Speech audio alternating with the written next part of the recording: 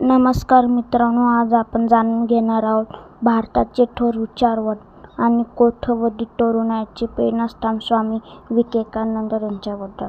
स्वामी विवेकानंदांचा जन्म 12 जानेवारी 1863 रोजी कोलकाता येथे झाला. त्यांचे मूळ नाव नरेंद्रनाथ दत्त असे होते. 11 सप्टेंबर 1893 रोजी अमेरिकेतील शिकागो येथील जागतिक धर्म परिषदेत त्यांनी दिलेले भाषण संपूर्ण जगात प्रसिद्ध आहे.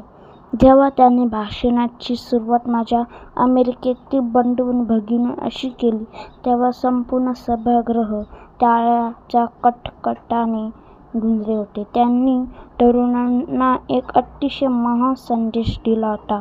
उठा, जागे व्हा आणि ध्येय प्राप्ती होईपर्यंत थांबू नका. अशा महान संताला माझे कोटी कोटी प्रणाम. माहिती आवडल्यास चॅनलला लाईक आणि सबस्क्राईब नक्की करा. धन्यवाद.